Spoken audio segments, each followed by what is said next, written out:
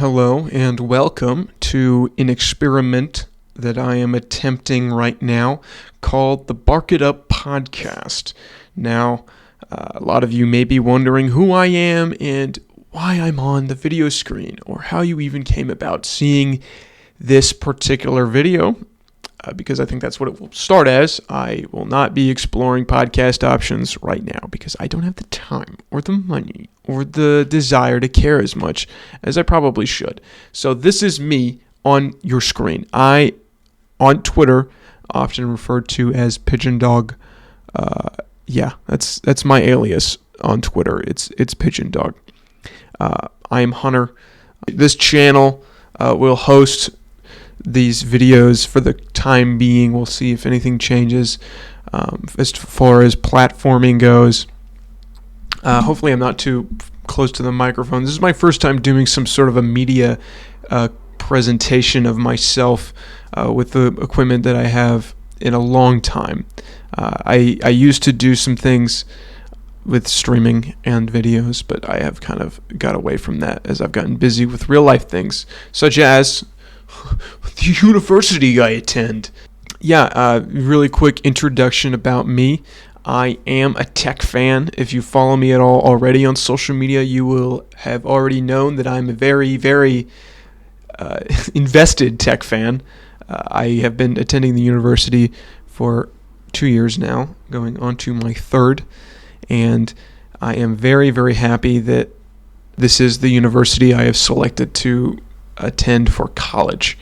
And my path to tech is a very unconventional one. I'm not from Louisiana. I grew up as a military brat, and so I moved around a lot. And now I'm here at Louisiana Tech after I came here from South Carolina. So I didn't actually even live anywhere close to the state of Louisiana when I came to university here. I knew a lot of people in the what is it? The Texarkana? No, that's a place. They call it something. Arklamis. Okay, Texas and Louisiana area. I know a lot of people. Just from my travels, from moving around, I made a lot of friends in different areas, different places, and ended up having a lot of those friends just coincidentally happen to be in the Louisiana and Texas area. So I didn't really care where I went to college. I didn't go to 4 years of high school in the same place, so I wasn't getting any offers for in-state scholarships where I was. It didn't really matter where I went to school because I wouldn't really get a super benefit. I understand a lot of people stay in Louisiana to get extra scholarship money because of like their grades and their ACT scores and stuff, but I didn't get that offer because I didn't go to 4 years straight in South Carolina. Maybe there was a workaround to that, but I also didn't really want to stay in the state. I was very used to moving around, and I thought that it would be really cool to get another venture out of my experience, and of course I had the opportunity to do so with Louisiana Tech. And I knew an individual that was here, a couple people that were kind of here, and especially again in the area. So I took a tour. I loved the tour. The business school, which is what I was interested in, was it was impressive. For such a small university, it was very impressive to me. So I went ahead and dedicated myself to it. And I grew up as a Georgia fan. My entire family is from Georgia. So I grew up watching Georgia football. Not much of other sports there because, basketball is a little disappointing. And my dad didn't really care too much about baseball. So we watched just a lot of Georgia football. I got very invested in that. Got the opportunity to watch the Georgia University football team win 2 national championships with Stetson Bennett, George Pickens, Ladd McConkey, and Brock Bowers and tandem, all those guys on the defense, Jordan Davis, etc. Anyway, this isn't about Georgia. This is about Louisiana Tech. I am big into sports. I'm a big sports guy. I like sports of all kinds. I'm very, very invested in football, but I'm also a very big fan of college basketball, college baseball. I think NBA is cool. I like watching the finals when I can. I'm a Hawks fan because, again, whole family's from Georgia, so I hail ATL. I didn't really have one place that I lived that long. So all the family's from Atlanta. My dad pulled for Atlanta sports growing up, so I picked Atlanta. That's where all my teams are from. unfortunately for a lot of Louisiana folks, I am a Tech fan and a Falcons fan, which people are not very happy about. I will rep gang with Falcons, and people they continue to worship their savior of Drew Brees, who I don't know if they know this, but he has been retired for a while. But again, this is not about that. I'm going off tangents of other things. LA Tech.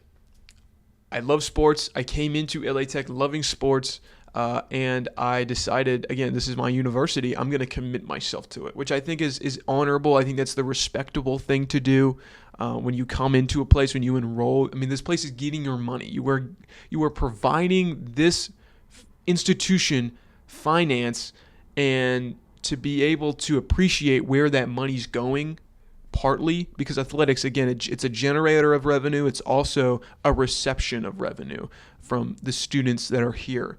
It's an investment that the university makes with your money, in a way, and it gets its own return, and then they can it's a cyclical, beneficial thing for everybody, really. So again, I'm here. I'm pouring into the athletics. First year, tried to get into the football real big. Went to, I think, 2 of the games.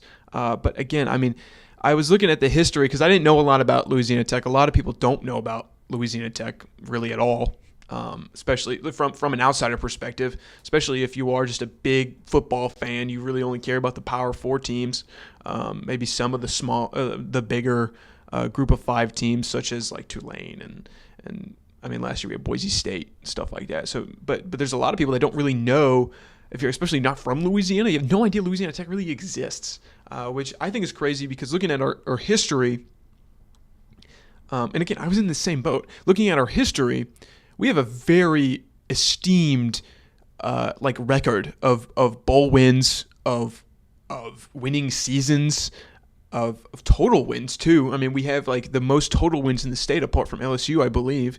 Or maybe, I mean, I don't know about McNeese State's football program too much, but I know that we have more total wins than our rivals of ULL and ULM, of course. I mean, ULM has been a poverty program for like eternity, but LA Tech is a very solid football program, super solid. We've just had a very rough discourse the past couple of years. I mean, if you look back, I think it's 6-7 years ago. I could double check this. Let me see if I can. So I apologize in advance about this keyboard typing. I know my noise gate is not going to be perfect, and I know that there might be some white noise as well in the background. I'm going to have to perfect this over the next couple of weeks. I'm usually pretty good at getting the mic set up, but again, I haven't been really this is a bit of a this is like me jumping into this because I thought it was really interesting to do. It's something I've been wanting to do for a little while, just to get on a platform and talk about my love for the sport. I consume a lot of other podcast media, and I try to consume every single one related to tech because there really aren't that many. My favorite is, of course, Go Tech Please Don't Die. Shout out to the guys over there. Really great crew. I think they are excellent at creating a comedic atmosphere that is also invested into every facet of our program here, as well as just giving realistic expectations, realistic takes, and just a very truthful interpretation of the way things are going. And I really appreciate them. And of course, we have our new Tech Drive with Kyle Schasberger that has come out. That's university sponsored, and then there's Blade Tech Blue, which is on the radio, but I get to it on the podcast platforms. But here, let's see, LA Tech bowl wins on sportsreference.com is my favorite website. Okay, looking back here. Okay, my favorite one on here that I think, from 2019. So this is about 6 years ago, coming up on 6 years. Independence Bowl, as always. Beat Miami 14-0. I don't know Miami. That year they went 6-6 with Manny Diaz. So not a super impressive year, for Miami. However, it's still Miami. This is still a bona fide ACC program Granted, it's never won an ACC championship. However, it's still a Power 5 team. And to shut them out in a bowl game is impressive. We beat Hawaii in their bowl game. We beat SMU in 2017. We got blown out by Georgia Southern in 2020, and that was the last one that we went to that was not a pity bowl. What was our record that year? 5-5. Am I tripping here? Yeah, 5-5. Yeah, that's 2020. It's COVID season. That doesn't get to count. It doesn't get to count. But I mean, yeah, we beat Illinois. We had a crazy bowl win streak for a while, which is what I tell people about. Coming in as a new student under the Sonny Cumbie era, and we'll get into that. But coming into that era of the football team as a new student, you have no idea the success of this program that dates back. I mean, it's not even that far ago. When I started here, it was like 3 years before I got here. This team was winning consistently. Consistent high-win seasons, competing for the conference titles, winning bowl games. Again, how many of these were won in a row? Looks like 1, 2, 3, 4, 5, 6 bowl winning streak. Okay, 6 bowl winning streak, and even before that, we barely lost to TCU. We beat Northern Illinois. We put up a little bit of a fight against Clemson. You know, getting to play Clemson in general, I think is a pretty cool, interesting thing. I mean, we have a great history of bowl achievement. Recent history too. It's not like a burst, like a random thing, and it's because like we joined FBS. I mean, in that time frame, you know. I believe. I hope that's the reason. So, let me just say, like, again, coming in as a student who doesn't know a lot about the program. A lot of people don't know about Louisiana Tech. And I kind of want this to be a platform that I can show to people that are close to me that can kind of listen to this and learn a little bit about why it's so important to the identity of the school, to the identity of the students and the faculty. I mean, we are winners. This isn't like a poverty program. We are winners historically, and not just in football, but in baseball and in basketball, especially women's basketball. I mean, it's like our only real NCAA D1 like big time championship is from women's basketball. I mean, how can you not be romantic about that? I mean, we had dominant women's basketball. I mean, we still have dominant basketball for the most part. We compete every year. Even on our down years, it still feels competitive, especially when we're playing at home. I'm sure it'll be the same this year.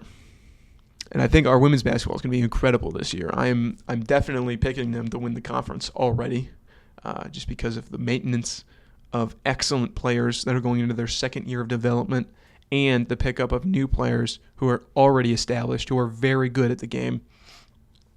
And of course, like even after losing most of our starters in the portal for basketball, we jump back on things with with our own pickups and our new recruits. I mean, we got a commit from a 3-star. That's like the second highest recruit in Louisiana Tech history. And this is modern. We're doing this today. Like, it's not like we're not done. We're not out of the fight. Okay? And especially since we've had our new president, Dr. Henderson, and our new athletic director, Ryan Ivey, they've brought in a new atmosphere, a new culture of a desire, a hunger to win again after, I mean, I think our flagship football just kind of lost it, you know? So coming in, you wouldn't know that this is a team that used to win a lot and used to win consistently. And that's why I'm so happy that we're moving to the Sun Belt, because I think that will kind of bring more attention to the program. We've been stuck in the bottom of the barrel of Coosa. And even if we do suck in the Sun Belt, which I think we will for a little while, because we're already kind of rough right now, I think we'll be able to at least get more recognition of the program that we are. And I think that we'll be able to compete very soon. I just don't know if it's going to happen immediately. That's the issue, because we have been sucking for so long. It's about time. But our athletics department is pushing heavily for a new era of Tech involvement, which is very much appreciated. It helps. It helps a lot. It helps bring in money, which is what we need. Everyone needs money right now. Money is what drives college football and the other sports too. Right? It drives everything. It drives everything. But yeah, so like I said, I'm not from Tech. I'm not from Louisiana. I'm not from I attend the school now. I'm an invested student, and I will be a Tech fan for life. I'm very excited. I wasn't able to go to the first game of the opener of the season, which I guess we'll go ahead and jump into, giving a little bit of a recap of that game. I don't really know what the entire goal of this experience will be. Podcast. I don't know. I thought of a cool name. I think Bark It Up is a good name. Because bark. I'm barking at you through the camera, through the microphone. I'm barking, and then, we're a bulldog, so it kind of makes sense there. Maybe another better name will be coming along, but I like Bark It Up. When I sat in my car and talked to myself, pretending to be doing what I'm doing now, that's the name that I thought of. So, sorry if you hear the chair. Again, this microphone stuff, I apologize if it is kind of crappy. I hope it's the best it can be. I'm going to try to make it as good as it can be for this early time. I need to get a new mixer. That's my big issue. I have a really cheap one, like an audio mixer. I need a new one. And I also apologize for anyone watching the video, which is the main thing this will be out in, especially right now. The video, I know the lighting is very awful. Half of my face is just completely white. I have a big window right here, and I don't have anything to cover it right now. I don't. I'm sorry. I know the coloring sucks. I need to get some better lighting in here. I'm trying with the overhead light, but it just conflicts with the white light of the outside because it's like my window's messed up. I'm sorry. I am sorry, but hopefully my voice is not too annoying, and you can listen to it. For me to continue talking. But we'll go ahead and I have a notepad here. The only note that I have on here is to talk about the recap. And we'll do that. If you don't know, Louisiana Tech played Southeastern Louisiana, located in Hammond, I think, right? Isn't it? Hammond. Southeastern Louisiana. Can I get a location? Where is it? Maybe I need to look somewhere else. Southeastern Louisiana. Oh yeah, it is in Hammond. Okay, it's in Hammond. Yeah, which I don't know why I was so stuck up on. It's in Hammond. it's in Hammond. Okay. I don't know anything about Hammond. I know one person that's from Hammond. That's all I know. I know that a lot of people in Southern Louisiana go to this school because it's close. They have an okay football program. It's not crazy. It's an FCS school. This was a game that we were supposed to win. If you didn't realize that already. This is a game we were supposed to win. For sure. And we did. We did win. 24-0 actually. And a lot of you might be seeing that and be like, oh, that's pretty good. 24-0. We didn't allow any points. Yeah, it was pretty good. The defense played very well, especially the defensive front. The trenches were very, very tight. Not a lot of running back rushing yards. We did allow a good bit of quarterback scrambles, which was a little bit concerning, especially going into the Coosa season with some more formidable opponents.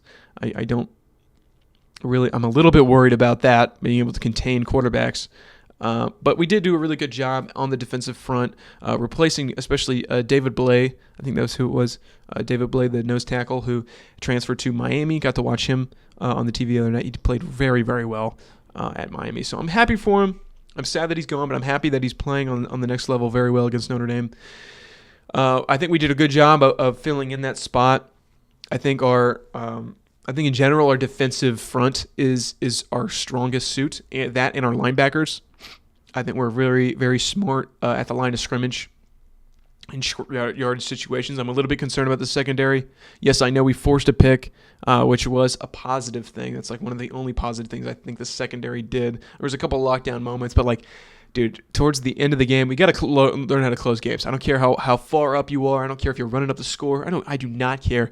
At the end of every game, you have to close. Closing is the most important part of the football game. You could let up like 30 points. And if you close well, you could win. You could come back and win. If you played a shutout second half, you could win. If you played a shutout first half and then you give up the second half, it's over. You lose. I mean, closing is way more important than anything else in football. It's baseball has their own closing pitchers or whatever, right? Isn't that what they're called? There's a starting pitcher and then you have like a closer that is specifically he's prepared to take on the end of the game. And that's what he does. He takes it on and he closes. And that's exactly what we have to learn how to do is close. It's important. It's important. And we did. Technically, we closed. We didn't allow any points, which was really great. However, in that second half defense, I mean, it was just like a flip-flop, really. It felt like it a little. Offense played awful in the first half. Could not run, could not throw, could not move the ball in any way, shape, or form. Third and outs, back to back to back. The only time we moved the ball well was at the end of the first half, when we had a sense of urgency. And Eli Finley got a lot of touches. Sorry about that. I mean, yeah, and then we if we had more time, we probably could have scored a touchdown, but we did not have enough time, so we had to kick a field goal, get some points on the board, which was good. However, it was concerning in the first half. Came out the second half, got the ball, scored really fast. It moved great, fluid movement down the field. Defense got on, played well. Offense got out there. I think we scored again. I think we might have scored on back-to-back drives. I think it was close. It was very close because it was like right at the beginning of the second half. I think both scores were in the third quarter. Is there any way that I can find that out? Yeah, I could probably check ESPN, can't I? Let's go to ESPN. Can I pull up the game itself? Yeah, so we scored 21 points in the third quarter. Pretty good. But then no other points. So 3 points at the end of the first half, 21 points at the beginning of in the third. So I guess technically the beginning of the second half. And then nothing in the fourth. And again, I mean, the stats aren't crazy. I mean, the box score looks fine. Trey Kukuk did start this game. If you're not aware, Evan Bullock started 10 games last year. Trey Kukuk came in as a transfer with Tony Franklin, who's our new offensive coordinator. He's not really new. He used to be our offensive coordinator. He's back. Trey Kukuk was recruited by Tony to come in and play for Tech. In the quarterback battle, I guess he beat out Evan enough to be the starter here. I don't really know how that ends up occurring, especially if I'm Sonny. I got a proven quarterback who is very poised in the pocket, very smart about his throws. Played very impressively for his, I think it was redshirt freshman year. Whatever. We got Trey Kukuk out there. 14 of 19, 130 yards, 1 touchdown through the air. And that was a pass to the running back on, it looked like a swing route, maybe a flat, something like that on the right side. But let me see if I can get the running yard here because he rushed for a lot. Okay, here we go, rushing. This is saying 16 carries for 48 yards, which I don't know if I fully believe that number. But yeah, that's I mean, we did a lot of quarterback rush. Okay, we did a lot of quarterback rush. We tried to run the ball a lot more. When we could not run the ball with the running backs really at all until the end of the game, where we had an individual that I need to get the name of because he actually played very impressive. I really liked his runs. Andrew Burnett. 4 carries for 23 yards. He averaged 5.8. I mean, very good. Clay Thevenin had a breakout run. Another name to keep in the mind. for future games. Clay Thevenin, number 4, 6 carries for 61 yards. He averaged 10.2 and a touchdown. Thevenin actually played. I think he did very well. I probably would have liked to see him get more carries. Myrie Wiggins only got 4 carries for 1 yard. 1 yard. This guy was supposed to be our breakout starter this year, and did not do so well. Fred Robertson also got a touch. I like him a lot. Only 1 carry for -2 yards. So again, I mean, the rushing was fine. It was okay. It's probably better than we've seen in times past. Didn't make us force the ball through the air because the defense was playing too good. But yeah, like I was saying earlier, defense played really good. Lockdown defense first half. Didn't really give up any yards. Made a lot of opportunities for the offense to get the ball, even though they didn't move the ball. A lot of opportunities. Second half, again, defensive front continued to play well. Secondary let up a lot of big chunk plays, explosive plays for some reason, just like random guys getting open on the outside. I don't know. Just a little bit lazier. I think they had the backups probably out there too. So I mean, that's another thing to think about. I don't know how much like experimenting will be done in the game against LSU. I will be at that game, so I'm going to try my best to get as much reading. I'm really just going to be enjoying my time there. I mean, I know we're not going to win. I know we're not. It would be fantastic if we did somehow pull off a win. But I saw the way that defense played against Clemson, and I saw the way our offense played against Southeastern Louisiana. So I'm not too excited to see. I don't think we're going to move the ball at all. I think if there's a point scored from Tech, it will probably be a 60, 70-yard field goal or some scoop and score or something. I don't think that our offense will score a point. If I'm being frank, against this LSU defense, I do think it will be a low-scoring game. I don't think LSU is going to put up like 45 points. I could be proven wrong about that, especially if our offense can't get a first down at all, because then we have no possession and they just get infinite tries. Defense will get tired and then give up a bunch of points. I mean, that's how it goes. I think my goal for this LSU matchup is to simply put up a little bit of a fight, no injuries. I want the defense to really shine in the secondary. I want them to kind of do a better job than they did in week 1 at keeping the receivers boxed up. Just not letting them get a lot of space. Making Garrett Nussmeier actually think a little bit instead of just like getting some easy progressions and tossing to the first read every time. Like I want him to think, get some pass rush. 1 sack would be literally, I would get on my knees and thank the Lord if we got a sack on Garrett Nussmeier in that game, or even a tackle for loss, a couple tackle for loss. I mean, it's boom. Just play respectable. Like don't fall over. Don't get knocked over. Like compete a little.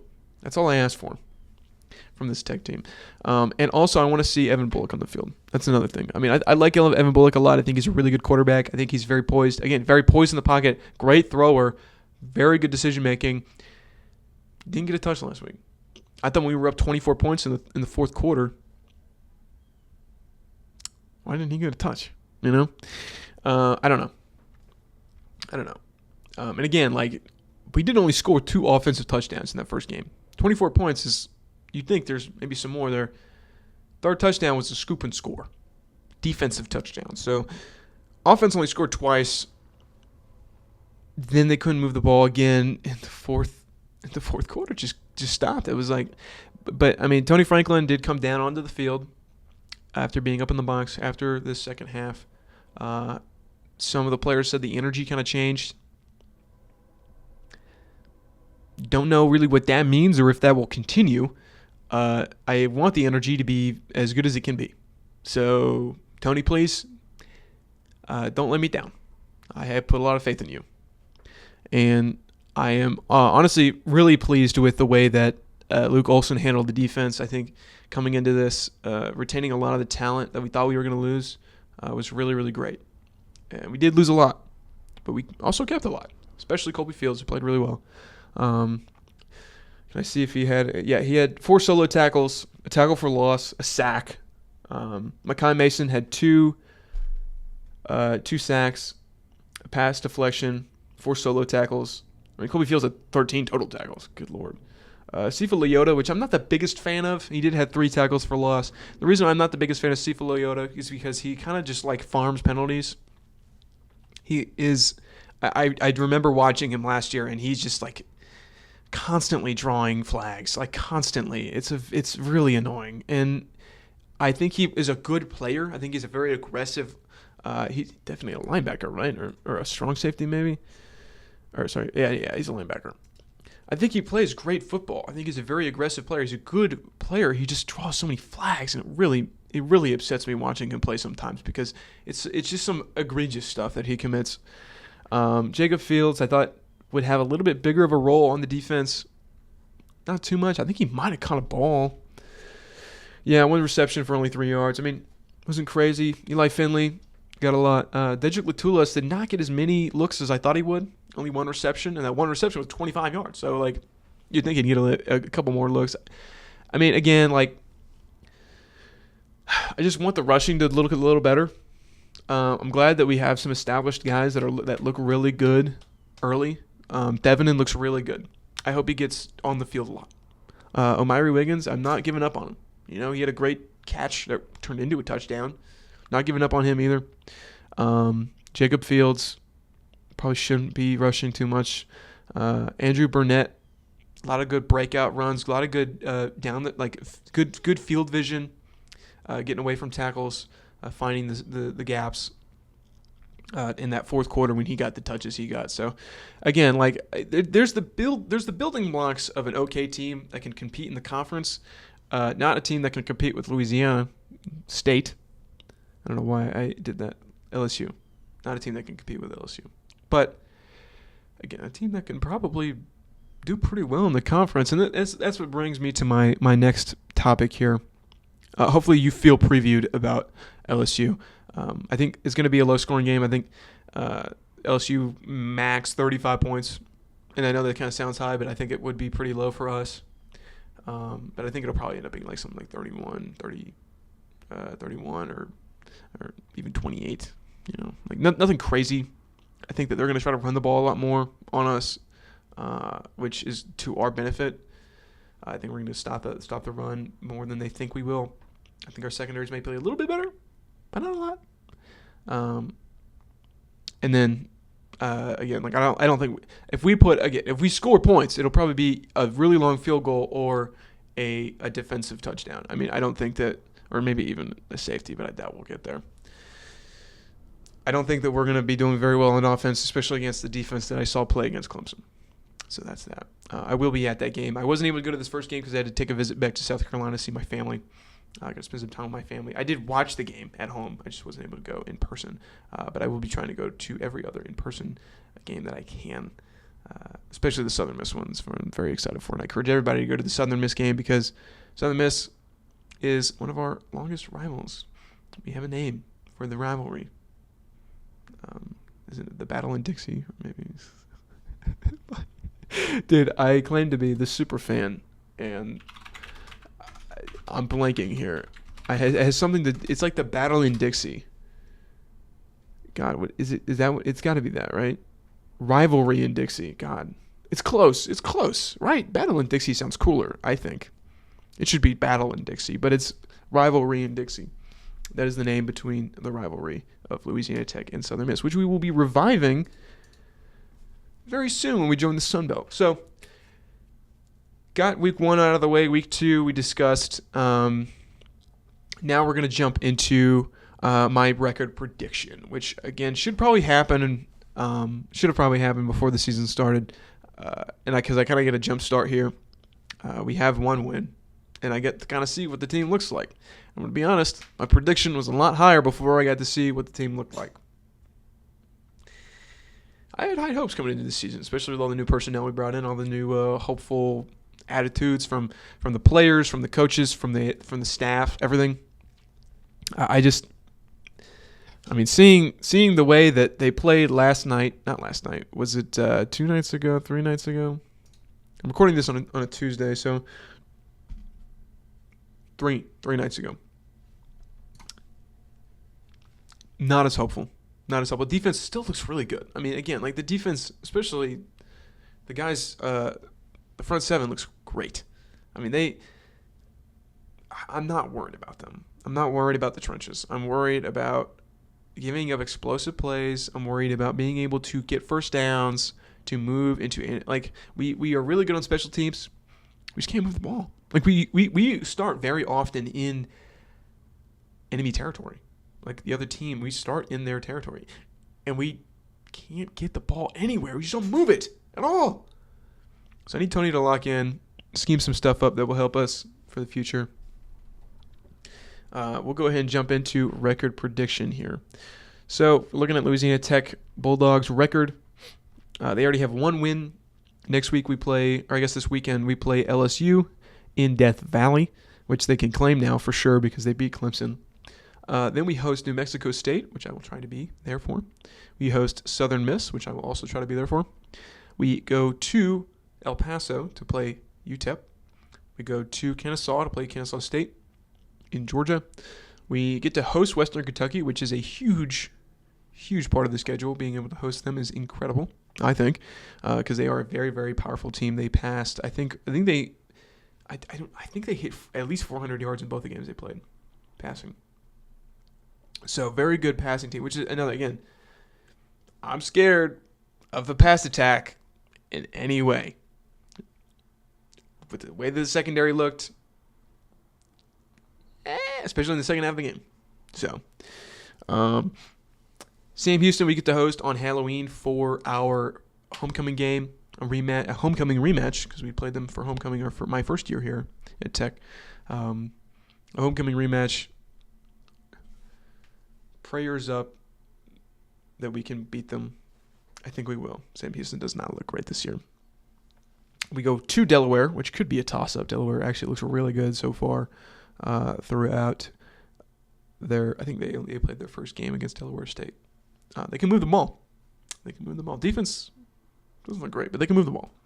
We go to Washington State, who is probably going to beat the shit out of us. Who knows? We get to host Liberty, which I think that's another toss-up personally. I don't think Liberty's going to be as dominant as they once were. I think a lot of people are going other places. And then we go to Missouri State, which looked awful against USC. So here's my prediction. We've already won one game. I think we're going to lose to LSU. I think that's a guaranteed loss. I think we're going to win. I think we're going to beat New Mexico State. I think we're going to ride some momentum, somehow pull off a miracle 3-point win over Southern Miss. And then I think we're going to lose to UTEP. I think we're going to barely beat Kennesaw. We host Western Kentucky, but I think we're going to lose there. And then we do another miracle, Sam Houston, with a win. We lose at Delaware. We lose at Washington State. Where are we at now? I got 1, 2, 3, 4, 5 wins. I don't see us going more than 6-6. I think we lose to Liberty, and then I think we go to Missouri State and somehow finish the year bowl eligible. But yeah, that's my prediction. I think we go 6-6. Before the season started, I thought we were going to probably go 7-5 or 8-4 even. Very hopeful with 8-4, being able to somehow pull off wins over Western Kentucky and Liberty at home. I don't think so this year. I don't think so. After seeing the offense that was out there, unless they can improve the way that they can move the ball, especially running the ball with the running backs and being able to get guys open to throw, I don't know if it's going to happen. I don't know if we're going to get above 6-6. 6-6 is my prediction. And that's probably being hopeful. I've seen a lot of people predict 4-8, 5-7. This is an easy schedule. It really is. It's not a hard schedule. We get to host the teams that are the best in the conference. It takes a lot of pressure off of the players, especially the guys like Trey, who are starting in D1 football for the first time. You know, it's different. You know, it's going to be harder. to go and win away games, which is why I think that at UTEP is going to be hard to win. That's why I think that at Delaware is going to be hard to win. At Missouri State probably could pose a threat, especially if they are on the verge of bowl eligibility, which I don't know if they will be. Or no, they can't. They can't even go to a bowl. So, who knows? They might be fighting for pride really hard. So, maybe they're looking for their first win in FBS, and we get to give that to them because we tend to do that. Regardless, I think that this is going to be an interesting season. I don't know what's going to happen to the staff afterwards. I hope Tony Franklin stays. I hope Luke Olson stays so he can kind of shape the defense that he wants. I think he will. I think Tony Franklin has a chance of leaving if he does too bad. He just kind of leaves on his own. I don't know what their contracts look like. I think Sonny Cumbie is. I mean, we didn't have enough money to buy him out last year. I don't know if we're going to have enough money to buy him out this year. I don't know if they're going to act like there's some sort of chance that he competes in the Sun Belt next year. But, yeah, who knows? I don't really know. And I'm sorry about these chair sounds. They're probably getting picked up. I'm so sorry. I'm moving around. I'm getting a little giddy. But, yeah, there's my football predictions, my thoughts on everything. I want to see Evan Bullock touch the ball more. That's kind of my request from the team. Better runs up the middle and better decision-making through the air. I know Q Cook did not throw an interception, but I see it happening soon. It's coming. It's coming. And it's the same situation we dealt with Jack Turner. We have all these different guys that are on the field. I think Q Cook looks a lot better than Jack Turner did, but I just feel like it's the inconsistency of our quarterback situations over the past couple of years. I read it's 6 different starters at quarterback in 3 years. Like Sonny is just such an awful read of good quarterback play, and I was hoping that Tony would come in and kind of lead the charge for quarterback decision making, and I hope that he's right. I really do. Because if not, I'm going to be so depressed for the rest of the year. And I'm just going to start looking forward to basketball already. Because that's what is next. And I'm really not that down on basketball this year. I think we're going to do fine. I think we're probably going to have about the same performance as last year, which was good enough.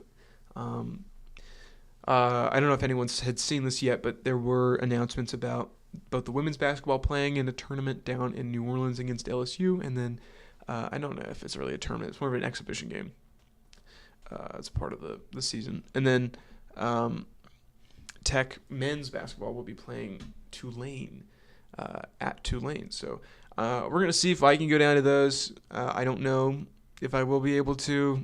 I'm going to try. It would be fun to go down there. It's an excuse to get to New Orleans, which is a fun place to hang around. I don't really go to Southern Louisiana too much. It's just so far. And there's nowhere to stay, and it's expensive. So we'll see. We'll see. But, yeah, that is exciting. If you are down there and you're a Tech fan, you can go ahead and get down there. Could be fun. And then baseball, which I'm probably have the highest hopes for out of any of our sports. I've been tracking the team. They had a lot of crazy transfer portal pickups, guys from FSU, guys from other Power 4 teams, I think, just coming in to the program. We get to maintain some of our best players. I'm quite confident Sebastian Mexico is coming back again for his final year. I pray that he is. I know he's been playing in a summer league. I think you can play in a summer league and then come back and play in the regular season. I don't really know how it works. I don't know how baseball summer leagues work. I didn't realize that college players went and played in summer leagues at all, really. But obviously they do because he did. I'm hoping he comes back because Sebastian Mexico, I think he's going to have an even better year. Second year in the program, second year in the system. Bunch of great new players coming to surround him. I think we're going to definitely make it to a regional this year. Really praying that we can just beat our rivals, beat them bad, especially ULM and ULL if we play them. I hope we do. And just compete in the conference. It'll be our last time able to face DBU in conference, which is our really only competition. Jacksonville State played pretty well. Liberty kind of fell off this past year, and then Western Kentucky did well, but I don't think they're going to do well again. I think that was kind of a lucky streak. And they didn't perform that well in the tournament either. If I'm correct, I think they lost, or maybe they won the tournament. Who won the baseball tournament? Coosa Baseball Tournament 2025. Maybe I'm tripping because they might have won. They did win. What am I thinking about? I thought that they lost for some reason. No, so Western Kentucky did end up winning the whole thing. And we had a pretty competitive year in terms of Coosa baseball. So I'm excited for this next year. I think that we're going to do well. I'm excited for the Sun Belt. I think everybody's very excited for the Sun Belt. Get to play rivals. Going to try to get to travel more. Every ULM game I think I'm going to probably get to go to because, I mean, they're right there. They're right there. That goes for every sport, you know. But, yeah, there's not a lot left to talk about, I think. I know that I don't really want to talk about my other sports I care about. A lot of you Tech fans are Saints fans, so you probably don't want to know of all of the Falcons news. I hope everyone's fantasy leagues went well. Hope your drafts all went well. If you do partake in that, I know mine did pretty good for the most part. I'm in 2 leagues. Both, I think, have pretty solid teams going on. And then I'm also in this app where you can play college. It's like a college-type fantasy where you pick teams in position groups. So, for example, Miami passing or Baylor passing or Arizona State rushing. And then if that team does well in those categories, then you get points for that. And you have matchups like you would in normal fantasy. And I won my first week one. I won my first matchup by a good bit too, because the guy had Boise State rushing and they did not move the ball. So yeah, I feel like my job here is done. I've got a little bit of this early episode complete. Hopefully, if this does reach people, hopefully you enjoyed. Hopefully you don't hate it. If you want more, let me know. I'm going to probably do more if I feel like it. But I'm going to have to make time for it because I got a pretty busy schedule coming up. With the school starting again, and then all these sports going on, going to try to get to them, and then I got other extracurriculars going on too, so just going to have to make sure that I stay on top of everything. But I really appreciate anyone who did end up listening to this. I hope that you enjoyed, and I'm going to try to fix a lot of the production things that could end up being a problem for the future. So appreciate you stopping by. I hope you have an excellent rest of your day, of your night, of your weekend, whenever you're listening. I hope that you are fantastic after leaving here. Thanks for watching. I'll catch you next time.